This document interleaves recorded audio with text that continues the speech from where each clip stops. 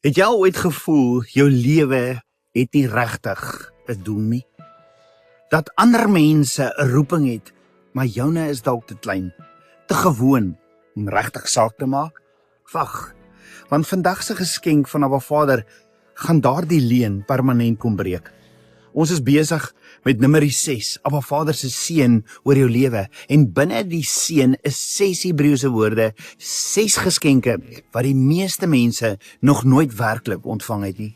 Die eerste 4 het ons al ontvang, naamlik seën, die Hebreëse woordjie barak, dis sy intieme nabyheid wat jou vrymaak. Die tweede een is bewaak, die Hebreëse woord shamar, sy jaloerse beskerming wat jou nooit alleen laat nie. Die derde een is skyn, Hebreëus or, sy lig wat oor jou skyn sodat jy die wêreld kan verlig.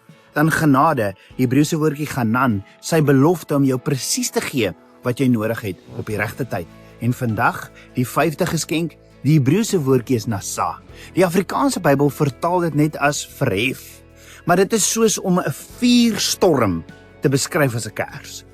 Nasa beteken soveel meer. Dit beteken om op te lig, om te promoveer, om iemand voor Abba Vader te plaas sodat hulle 'n lewensopdrag kan ontvang. En die 3 Hebreëse letters van nasa vertel die hele storie. Daar's 'n prentjie. Nin is se prentjie is erfgenaam of seun. Shin van nasa is opwaartse 4 tonge, en dan die alef, Abba Vader uit wie alles ontstaan het. Sit jy hierdie 3 prentjies bymekaar, dan sê dit 'n erfgenaam van Abba Vader wat deur 4 tonge opgelig word en voor die aangesig van Abba Vader geplaas word om 'n lewensopdrag te ontvang. Is dit nie wat in Handelinge 2 gebeur het toe die 4 tonge op hulle kom nie? Dink ook aan Moses by die brandende bos. Hy was net 'n skaapwagter in die woestyn. Geen status, geen invloed nie, geen stem nie. Maar Abba Vader se vuur het hom genasa, opgelig, voor sy aangesig geplaas, en daar het Moses sy lewensopdrag ontvang.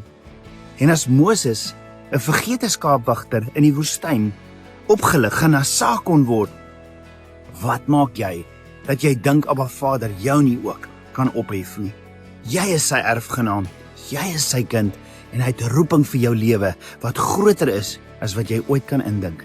Dit is Abba Vader se 5de geskenk aan jou vandag op hierdie oomblik. Môre ontvang ons Abba Vader se 6de en laaste geskenk uit Numeri 6. Dit gaan oor vrede, maar nie die vrede wat die wêreld gee nie. So ken jy iemand wat voel hulle lewe het nie 'n doel nie? Deel dan hierdie boodskap met hulle en laat hulle weet Abba Vader het hulle nie vergeet nie. Staan ook dan 'n kans om hierdie week die boek Yeshua uit slawerny te wen, as jy dit doen. Abba Vader wil jou oplig, hy wil jou verhef en voor sy aangesig plaas. En onthou, staan op, jy is geroep vir 'n tyd soos nou.